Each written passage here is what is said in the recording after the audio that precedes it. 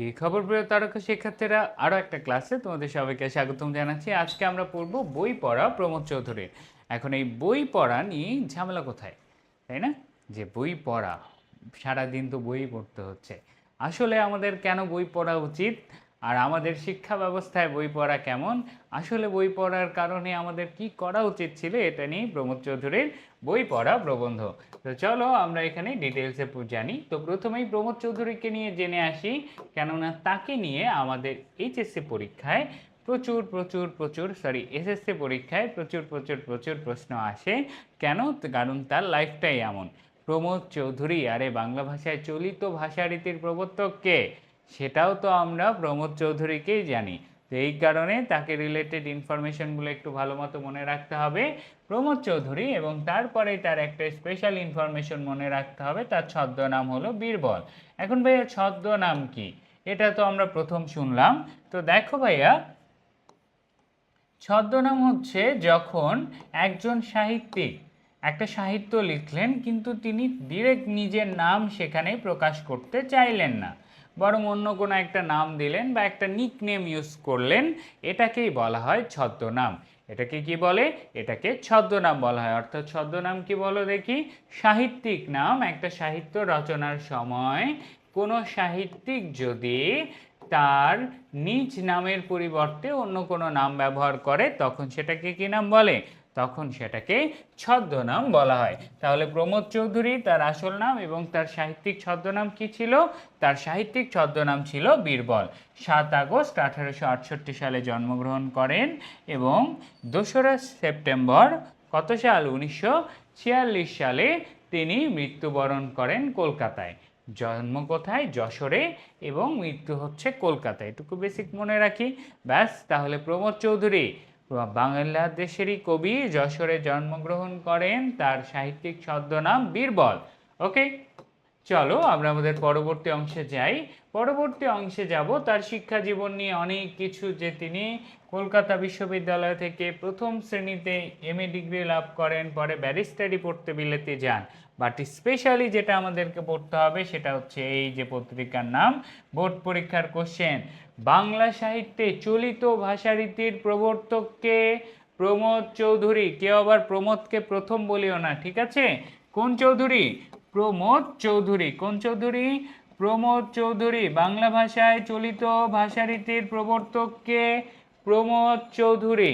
এবং একই সাথে আমাদের প্রমোদ চৌধুরী কোন পত্রিকার মাধ্যমে এই কাজটা করে? সবুজ পত্র পত্রিকা। তার সম্পাদিত কোন পত্রিকা? সবুজ পত্র পত্রিকার মাধ্যমে বাংলা সাহিত্যে বা বাংলা ভাষায় চলিত ভাষাকে অনেক পপুলার করে। এর আগে লিখিত সাহিত্যে সাধু ভাষা ব্যবহার করা হতো, যে কারণে আমরা এরকম সাধু ভাষায় রবীন্দ্রনাথ ঠাকুর, কাজী নজরুল ইসলামের অনেক কঠিন কঠিন সাহিত্য দেখতে পাই। তার উল্লেখযোগ্য গ্রন্থ কি কি? বীরবলের হালখাতা, রায়তের কথা, চারিয়ারি কথা, আহুতি, প্রবন্ধ সংগ্রহ, নীললোহিত, সনেট 50, খুবই গুরুত্বপূর্ণ, সনেট 50, পদাচরণ। এগুলো কার? এগুলো আমাদের প্রমোদ চৌধুরীর লেখা সাহিত্য। তাহলে তার লাইফ থেকে একটা স্পেশাল ইনফরমেশন আমাদেরকে মনে রাখতে হবে, সেটা কোন পত্রিকা দিয়ে? সবুজ পত্র পত্রিকা দিয়ে। যে তিনি সবুজ পত্র পত্রিকার মাধ্যমে বাংলা সাহিত্যে কোন ভাষারীতি? চলিত ভাষারীতির প্রবর্তন করেন। তার পরবর্তীতে আমরা চলে যাই যে আমাদের মেইন বই পড়া প্রবন্ধটা, এটা আসলে কি নিয়ে লেখা। তো আবারও যেটা আমরা বলছি, বই পড়া প্রবন্ধ আসলে বই পড়ার মূল উদ্দেশ্যটাকে তুলে ধরার জন্য, যে আমাদের বর্তমান সমাজ ব্যবস্থায় আমরা বই পড়া বলতে যেটা বুঝি সেটা আসলে তা নয়। একটা প্রবন্ধ, এখান থেকে জ্ঞানমূলক প্রশ্ন সবচেয়ে বেশি আসবে। এখানে অত অনুধাবনের কিছু নাই, পড়লেই বুঝতে পারবা একবার যেটা আসলে কি নিয়ে লেখা। তো আমাদের বই পড়া প্রবন্ধ কোন জায়গা থেকে আমরা এসেছে সেটাও একটু জেনে নেই। বই পড়া প্রবন্ধটি কি? প্রমোদ চৌধুরীর প্রবন্ধ সংগ্রহ থেকে নেওয়া হয়েছে, এবং এই প্রবন্ধটা তিনি কখন লিখেছিলেন? একটা লাইব্রেরির যে বার্ষিক সভা হয়েছিল, সেই সভা উপলক্ষে তিনি এটা রচনা করেন। আসলে যে আমাদের সমাজে লাইব্রেরির কতটা দরকার, বই পড়া মানে আমরা আসলে কি বুঝি, আর আসলে বই পড়া কি, সেটাই তিনি এখানে তুলে ধরেছেন যে এই প্রগতিশীল জগতের সাথে তাল মিলিয়ে চলার জন্য আমাদের কি বলো দেখি সাহিত্য চর্চা করা আবশ্যক, এটাই তিনি তুলে ধরেছেন। তাহলে তুমি সৃজনশীলে কি লিখবা? সৃজনশীলে লিখবা যে কি প্রমোদ চৌধুরী রচিত বই পড়া প্রবন্ধে বই পড়ার গুরুত্ব ও তাৎপর্য উপস্থাপিত হয়েছে। এই প্রবন্ধ আমাদেরকে এই শিক্ষাই দেয় যে জাতির মানসিক বিকাশ ও সমৃদ্ধিতে বই, জ্ঞান ও সাহিত্য চর্চার কোনো বিকল্প নাই। সৃজনশীলের ওই যে গ নাম্বারে ফাইন্ড আউট করার পরেই এই লাইনটা লিখবা।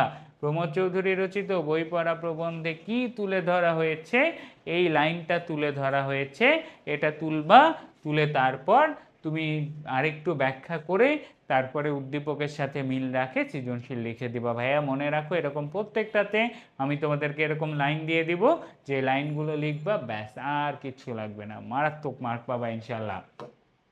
ওকে, তারপরে চলো আমরা এখন শব্দার্থে যাই। এখানে কিছু কঠিন শব্দার্থ খুব একটা বেশি নাই। তারপরে আমরা দেখি যেমন শৌখিন, জানি রুচিবান, যে মানুষটা বেশ শৌখিন মানে তার ভালো রুচি আছে, সে ভালো কিছু জিনিস পছন্দ করে, তাই না? তারপরে আসি উদ্দাহু, ঊর্ধ্ববাহু, ডেমোক্রেসি, এটা ছোটবেলার কথা তোমরা সবাই জানো, গণতন্ত্র, সন্ধিহান, সন্দেহযুক্ত, সুসার, জজ, বিচারক, খুবই গুরুত্বপূর্ণ একটা বাগধারা আছে। তোমাদের বইয়ে বাগধারার তেমন একটা শব্দার্থ নাই, বাট এই বাগধারাটা খুব ভালো মতো মনে রাখতে হবে। ভারেয় ভবানী, ভারেয় ভবানী মানে রিক্ত বা শূন্য। ভারেয় ভবানী, ভারেয় ভবানী শব্দটির অর্থ কি? রিক্ত বা শূন্য। আবহমান কাল ধরে মানে অনেক কাল, চিরকাল থেকে, সোল্লাসে আনন্দে, অবগাহন সর্বাঙ্গ ডুব দিয়ে গোসল করা, উপায়ন্তর অন্য আর কোনো উপায় না পেয়ে স্বশিক্ষিত। এই লাইনটা খুবই গুরুত্বপূর্ণ। এখান থেকে এমসিকিউ আসে যে স্বশিক্ষিত, সুশিক্ষিত লোক মানেই স্বশিক্ষিত। সুশিক্ষিত মানে কি ভাইয়া? মানে হচ্ছে যিনি সঠিক শিক্ষায় শিক্ষিত, ঠিক আছে? এবং স্বশিক্ষিত মানে কি? যিনি নিজে নিজে শিক্ষা অর্জন করেছেন, তাকে কেউ শিক্ষা গিলিয়ে দেয়নি। ক্লিয়ার? অর্থাৎ যিনি নিজে নিজে শিক্ষিত। তারপরে আসো প্রচ্ছন্ন, খুবই গুরুত্বপূর্ণ একটা শব্দ। গোপন করাকে বলে প্রচ্ছন্ন। এবং গতাসু মানে হচ্ছে মৃত। দাতাকর্ণ খুবই গুরুত্বপূর্ণ। মহাভারতের বিশিষ্ট চরিত্র কুন্তিপুত্র কি? কর্ণ, এবং তিনিও প্রচুর দান করতেন বলে তাকে দাতাকর্ণ বলা হতো। ক্লিয়ার? উদর মানে পেট, এটা আমরা জানি। করদানি মানে বাহাদুরি। প্রচ্ছন্ন মানে গোপন, গতাসু মানে মৃত। এছাড়া আমরা পাচ্ছি ভারেও ভবানী বাগধারাটা গুরুত্বপূর্ণ, রিক্ত বা শূন্য অর্থে। তো বই পড়া প্রবন্ধটা খুবই সহজ, এবং প্রবন্ধ নিয়ে আগেই বলছি যে তোমাদের এটা নিয়ে সময় নষ্ট করার কিছু নেই, একবার রিডিং পড়বা। আমি তোমাদেরকে বেসিক পার্টগুলো ধরে দিচ্ছি, সৃজনশীলে ব্যাখ্যার জন্য কি কি লাগবে সেগুলো দেখিয়ে দিব, তারপরে জাস্ট এমসিকিউ সলভ করবা এক গাদা রিডিং পড়ে। এর বাইরে আর কিছু লাগবে না। বাংলায় যত পারো কম সময় দাও, অন্য সাবজেক্টে দাও। এসএসসির এই শর্ট সিলেবাসে তোমাদের জন্য বাংলা আসলেই অনেক সহজ। ওকে, মানুষের সর্বশ্রেষ্ঠ শখ কি? প্রথম এটা প্রচুর এসেছে, মানুষের সর্বশ্রেষ্ঠ শখ বই পড়া, বই পড়া, বই পড়া। তারপরে কি? আমাদের এই দুঃখ দারিদ্র্যের দেশে প্রধান সমস্যা কি? আরেকটা কোশ্চেন। আমাদের দুঃখ দারিদ্র্যের দেশে প্রধান সমস্যা হচ্ছে সুন্দর জীবন যাপন করা। তাহলে প্রথমেই তিনি আমাদের যে দারিদ্রতার কারণে আমাদের কোনো শখ নেই, আমরা শৌখিন না, আলাদা করে বই কিনে পড়তে হবে, এটাই আমাদের কাছে একটা বেশ বড় ব্যাপার। এটা নিয়েই তিনি তুলে ধরেন যে আমরা সাহিত্যের কি? আমরা হচ্ছে সাহিত্যের রস উপভোগ করতে প্রস্তুত নই, কিন্তু আমরা বই পড়ার সুফল পেতে চাই। আমরা আমাদের সমাজে এমন হয়ে গেছে যে আমরা খুবই নিপীড়িত জনগণ, এবং আমরা কি করতে পারি না? বই জাস্ট পড়ি যেন সেখান থেকে কোনো ফলাফল পাই। আমরা কি করতে পারি না? আমরা সকলে কি লাভের জন্য উদ্দাহ? শিক্ষার ফল লাভের জন্য আমরা সকলেই উদ্দাহ, যে আমরা পড়াশোনা করব, এটার কারণে টাকা পয়সা পাবো, এটার জন্য আমরা উদ্দাহ। কিন্তু সাহিত্যের রস আমরা কেউ উপভোগ করতে চাই না, যে মনে হয় সাহিত্য মানে সময় নষ্ট। শিক্ষা আমাদের কি দূর করবে বলে আমরা বিশ্বাস করি? শিক্ষা আমাদের গায়ের জ্বালা চোখের জল দূর করবে। গায়ের জ্বালা বলতে ওই যে ধনী মানুষদেরকে দেখে হিংসা করা, চোখের জল মানে কষ্ট, এই সব কিছু আমাদের শিক্ষা দূর করবে আমরা বিশ্বাস করি। কিন্তু আমাদের সমস্যা, আমরা কি করতে চাই না? বই পড়তে বা সাহিত্য চর্চা করতে চাই না। প্রমোদ চৌধুরীর মতে কোনটি শিক্ষার সর্বপ্রধান অংশ? শিক্ষার সর্বপ্রধান অঙ্গ হলো সাহিত্য চর্চা। ট্রিপল স্টার মুখস্থ করে ফেলা এখনই। শিক্ষার সর্বপ্রধান অঙ্গ কি? শিক্ষার সর্বপ্রধান অঙ্গ হচ্ছে সাহিত্য চর্চা। তারপরে তিনি আরও বলেন যে আমরা যে গণতন্ত্র বলি, এই গণতন্ত্র আমাদেরকে আসলে ম্যাটেরিয়ালিস্টিক হইতে শেখায়, আমাদেরকে সাহিত্য বুঝতে শেখায় না। তো ডেমোক্রেসি কিসের সার্থকতা বোঝে না? সাহিত্যের সার্থকতা বোঝে না। ডেমোক্রেসি শুধু অর্থের সার্থকতা বোঝে, যে যা কিছু আছে, যেটার অর্থ আছে, যেটার চাক্ষুষ কোনো লাভ পাচ্ছি, আমরা সেটা পড়ি, কিন্তু আমরা এর বাইরে কিছু না। ডেমোক্রেসি শিষ্যরা সকলেই কি হতে চায়? বড় মানুষ হতে চায়। তাহলে এই জায়গায় আমরা আমাদের সমাজের প্রবলেমগুলো আসলে তুলে ধরলাম, যে কি মানুষের সর্বশ্রেষ্ঠ শখ কি? বই পড়া। বাট আমাদের সমস্যা কি? বই পড়া শুধু শখই থেকে যায়, আমরা এটাকে কাজে লাগাইতে পারি না।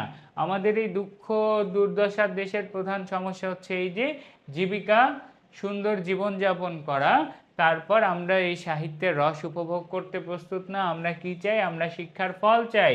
শিক্ষা আমাদের কিসের? গায়ের জ্বালা চোখের জল দূর করবে। কিন্তু তিনি বললেন এটা আসলে ঠিক না। কেন? কারণ শিক্ষার সর্বপ্রধান অঙ্গই হচ্ছে সাহিত্য চর্চা। সাহিত্য চর্চা করলেই আমরা শিক্ষাকে আরোহণ করতে পারি। এবং তারপর ডেমোক্রেসির একটু সমালোচনা করলেন।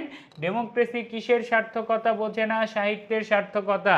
ডেমোক্রেসি কিসের সার্থকতা বোঝে না? সাহিত্যের সার্থকতা বোঝে না। ডেমোক্রেসি কিসের সার্থকতা বোঝে? অর্থের সার্থকতা বোঝে।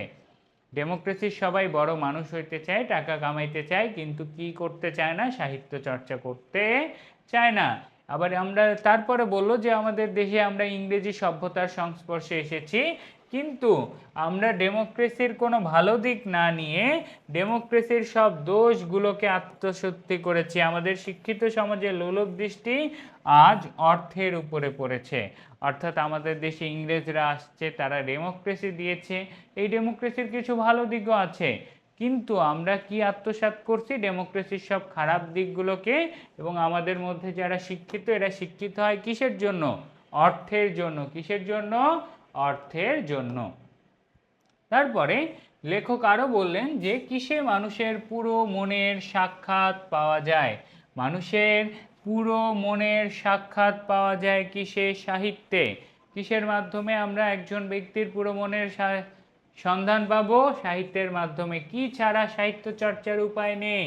বই পড়া ছাড়া সাহিত্য চর্চার উপায় নেই। এবং আমাদের প্রবন্ধের নামই বই পড়া, আমাদেরকে শেখাচ্ছে যে বই পড়া কতটা গুরুত্বপূর্ণ। তাহলে কি ছাড়া সাহিত্য চর্চা করা যাবে না? বই পড়া। আমরা দাতার মুখ চেয়ে কার কথা একেবারেই ভুলে যাই? গ্রহীতার কথা ভুলে যাই। অর্থাৎ তারপরে তিনি এই পর্যায়ে এসে যে আমাদের সমাজে শিক্ষকরা যে পড়াইতে পারেন না, শিক্ষার নামে তারা যে প্রহসন করতেছেন, এটাই এখানে তুলে ধরা হলো। যে আমরা বাচ্চাকে স্কুলে পাঠাই শিক্ষা গ্রহণ করবে এই জন্য, কিন্তু দাতার মুখে চেয়ে আমরা গ্রহীতা বা বাচ্চাটা আসলেই শিক্ষা নিতে পারছে কিনা, এই দিকটা কি করি বলো দেখি? ভুলে যাই। তো শিক্ষকের সার্থকতা কিসে? এটা আমার পপুলার লাইন, এটা আমি বারবার বলি। একজন শিক্ষকের সার্থকতা শিক্ষা দান করতে পারায় নয়, শিক্ষার্থীকে তা অর্জন করতে সক্ষম করায়। আবার কি একজন শিক্ষকের সার্থকতা কিসে নয়? একজন শিক্ষকের সার্থকতা কি বলো দেখি? শিক্ষা দান করতে পারায় নয়, বরং ছাত্রকে সেই শিক্ষাটা অর্জন করতে সক্ষম করা। অর্থাৎ সে যেন জানতে পারে।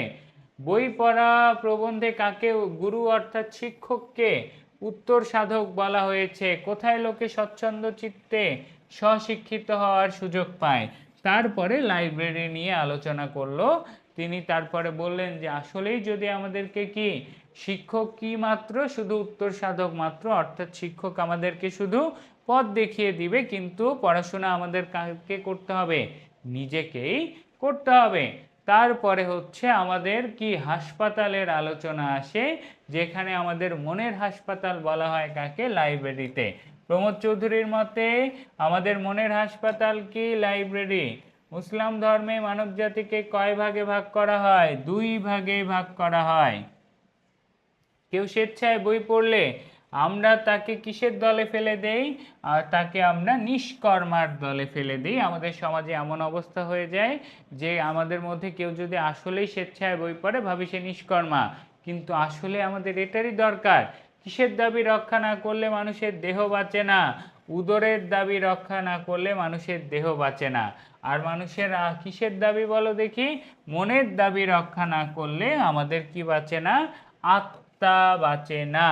মনকে কেমন রাখতে না পারলে জাতির প্রাণ, মনকে সজাগ আর সবল রাখতে না পারলে জাতির প্রাণ ঠিক থাকে না। তাহলে এখানে আমাদের জীবনের একটা বাস্তবতা তিনি তুলে ধরলেন যে কিসের? উদরের দাবি মানে পেটের দাবি বা খাওয়া দাওয়া ঠিক না রাখলে কি হয় বলো দেখি? মানুষের দেহ বাঁচে না। তবে কি? তবে যদি আমরা আমাদের মন ঠিক না রাখি তাহলে আমাদের আত্মা বেঁচে না। আমাদের কি ঘটে? আমাদের আত্মিক মৃত্যু ঘটে। এটাও তিনি তুলে ধরেন। তারপরে বিশিষ্ট এই আলোচনা হচ্ছে আমাদের এখানেই শেষ। তার পরবর্তীতে আমরা আরও কিছু অংশে একদম বোর্ড পরীক্ষায় আসছে, অর্থাৎ পুরো আলোচনা বই পড়া আমাদের জন্য কতটা গুরুত্বপূর্ণ, সেখানে শিক্ষকদের গুরুত্ব চলে আসছে যে শিক্ষককে কি করতে হবে। এবার একদম র্যান্ডম আমরা পড়ে যাব। বিশিষ্ট অভিজাত সভ্যতা কাকে বলা হয়? ভারতীয় সভ্যতাকে। সাহিত্য চর্চা থেকে বঞ্চিত হওয়ার অর্থ কি? জাতির জীবনী শক্তি হ্রাস করা। অর্থাৎ আমরা যে সাহিত্য চর্চা করছি না, আমরা যে বই পড়ছি না, এটার পিছনে কারণ কি? এটার পিছনে কারণ হলো আমাদের অর্থের লোভ। আর এই যে এর কারণে সাহিত্য চর্চার আনন্দ থেকে বঞ্চিত হওয়ার কারণে কি হচ্ছে? সাহিত্য চর্চার আনন্দ থেকে বঞ্চিত হওয়ার কারণে আমাদের জাতির জীবনী শক্তি হ্রাস পাচ্ছে। আমাদের জাতির কি হ্রাস পাচ্ছে? জীবনী শক্তি হ্রাস পাচ্ছে। শিক্ষার সর্বপ্রধান অঙ্গ সাহিত্য চর্চা, আগেই পড়ে ফেলেছি। শিক্ষক কিসের সন্ধান দিতে পারেন? আবারও গুরুত্বপূর্ণ, গুরু শুধুমাত্র কি? গুরু ইকুয়াল টু উত্তর সাধক। মানে কি? গুরু ইকুয়াল টু কি? উত্তর সাধক। গুরু কি? গুরু মানে উত্তর সাধক। গুরু আমাদেরকে কি করতে পারেন? মনোরাজ্যের ঐশ্বর্যের সন্ধান দিতে পারেন।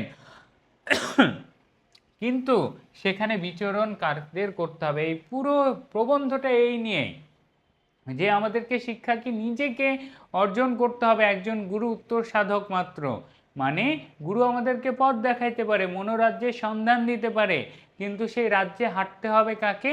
নিজেকে। পেশাদারদের মহাভ্রান্তি কি? খুবই গুরুত্বপূর্ণ লাইন। যে কথা জজ শোনে না তার যে কোনো মূল্য নাই, এটাই হচ্ছে পেশাদারদের মহাভ্রান্তি। অর্থাৎ যারা চাকরি করে বা কোনো পেশা আছে, কোনো উপার্জন করে, তো তাদের মতে যে যেই কথা কোনো জজ শোনে না, যেই কথার কোনো যুক্তি নেই, সেটা কোনো সত্য কথা না।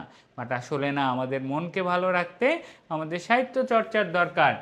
তাহলে পেশাদারদের মহান ভ্রান্তি কি? যে কথা জজে শোনে না সে কথার কোনো মূল্য নেই। প্রমোদ চৌধুরীর সাহিত্যিক ছদ্মনাম কি ছিল? বীরবল। আগেই পড়েছি প্রথমে। প্রমোদ চৌধুরীর সাহিত্যিক ছদ্মনাম কি? বীরবল। তারপরে আসো, দর্শনের চর্চা হয় গুহায়। দর্শনের চর্চা হয় কোথায়? গুহায়। আর নীতির চর্চা হয় কোথায়? পরিবার। দেখো, দর্শনের চর্চা হয় গুহায়, নীতির চর্চা হয় পরিবারে, আর মনের চর্চা হয় কোথায়? বা মনের নিয়ামক পাই আমরা কোথায়? সেটা পাই হচ্ছে লাইব্রেরিতে। ক্লিয়ার? তাহলে দর্শনের চর্চা কোথায়? দর্শনের চর্চা হচ্ছে তোমার কোথায়? গুহায়। তারপরে নীতির চর্চা পরিবারে, মনের চর্চা, মানবিক দিকের চর্চা হতে হবে লাইব্রেরিতে। যথার্থ শিক্ষিত হতে হলে কি হইতে হবে? মনকে প্রসার করতে হবে। মনকে প্রসার করব কিভাবে? আমাদেরকে অবশ্যই কিসের মাধ্যমে? সাহিত্য চর্চার মাধ্যমে। যথার্থ গুরুর কাজ কি? শিষ্যের আত্মাকে উদ্বোধিত করা এবং সকল প্রচ্ছন্ন শক্তিকে ব্যক্ত করে তোলা। এটা মুখস্থ করবা, এটার আর কোনো টেকনিক নাই। মনের দাবি রক্ষা না করলে কি বাঁচে না? মানুষের আত্মা বাঁচে না। মানুষের আত্মা বাঁচে না কেন? মনের দাবি রক্ষা না করলে আমরা একজন আত্মিক দিক থেকে মৃত মানুষ হয়েছে। আমাদের কাব্যামৃত মানে কি? কাব্য নামের অমৃত, কবিতা মানের অমৃত আমাদের ভালো লাগে না কেন? প্রচলিত শিক্ষার দোষে। আমরা শিক্ষা রিলেটেড কিছু দেখলেই আমাদের খারাপ লাগে। আর আমরা কবিতা কেন পড়বো? মানুষের সর্বশ্রেষ্ঠ শখ কি? বই পড়া। সুশিক্ষিত লোক মাত্রই স্বশিক্ষিত। মানে কি? মানে হচ্ছে একজন লোক যদি সঠিক শিক্ষায় শিক্ষিত হয়, তার মানে হচ্ছে সে লোকটি অবশ্যই নিজে শিক্ষা অর্জন করেছে, কারো গিলিয়ে দেওয়া শিক্ষা তিনি নেননি। নীতির চর্চা কোথায়? ঘরে করতে হয় বা পরিবারে। ওকে, পরিবার বা ঘরে। পুরো মনের সাক্ষাৎ পাওয়া যায় কোথায়? সাহিত্যে।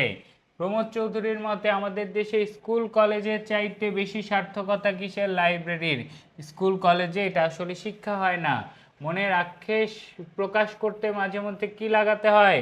কড়ি লাগাতে হয়। কিসের নগদ বাজার দর নেই? শিক্ষার নগদ বাজার দর নেই। আবারও বলছি, কিসের নগদ বাজার দর নেই? শিক্ষার নগদ বাজার দর নেই। শিক্ষকের সার্থকতা কোথায়? আগেই বলছি, শিক্ষকের সার্থকতা শিক্ষার্থীকে শিক্ষা দান করায় নয়, বরং তা অর্জন করতে সক্ষম করায়। এটাই হচ্ছে একজন গুরুর আলোচনাও। এবং এর পরবর্তীতেই তোমাদের এই বই পড়া প্রবন্ধের যে বেসিক অংশগুলো, সেই বেসিক অংশ থেকে বেশ কিছু সাজেশন আছে খ নাম্বারে, যেগুলোর ব্যাখ্যা আমাদেরকে একটু ভালো করে বুঝতে হবে, না হলে লিখতে পারবে না। তো খ নাম্বারের জন্য এই প্রবন্ধের আলোচনা অনেক বেশি গুরুত্বপূর্ণ। কেন? কারণ এই জায়গায় তিনি কেন কি কথা বলছে এটা যদি বুঝায় লিখতে না পারো, প্রবন্ধ থেকে অ্যান্সার করলে কিন্তু মার্ক পাবা না। তো প্রথমে লেখক লাইব্রেরিকে স্কুল কলেজের উপরে স্থান দেন কেন? কে লেখক? আমাদের প্রমোদ চৌধুরী। তো প্রবন্ধে আমাদের লেখক লাইব্রেরিকে স্কুল কলেজের উপরে স্থান দিয়েছেন কারণ লাইব্রেরিতে লোকে স্বেচ্ছায় ও স্বচ্ছন্দ চিত্তে স্বশিক্ষিত হওয়ার সুযোগ পায়। কেন? এক নাম্বার অ্যান্সার হচ্ছে যে এখানে লোকে স্বেচ্ছায় মানে নিজের ইচ্ছায় এবং নিজ উদ্দেশ্যে শিক্ষিত হওয়ার সুযোগ পায়। তারপরে তোমরা ব্যাখ্যা শুরু করবা যে প্রমোদ চৌধুরী রচিত বই পড়া প্রবন্ধে তিনি আমাদের তৎকালীন শিক্ষা ব্যবস্থার ভুলগুলোকে তুলে ধরেন, যেখানে শিক্ষা নামে শুধুমাত্রই পড়া মুখস্থ করা এবং তা গলাধকরণ করা। এই সমস্যার কারণে শিক্ষার প্রতি আমাদের এক ধরনের বিতৃষ্ণা জন্মে গেছে।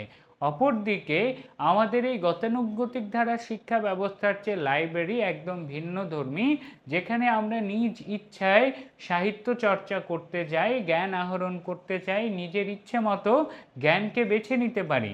সেই ক্ষেত্রেই আমাদের লেখক এই কথাটা বলেছেন যে স্কুল কলেজের চেয়ে লাইব্রেরির গুরুত্বই বেশি। কেন?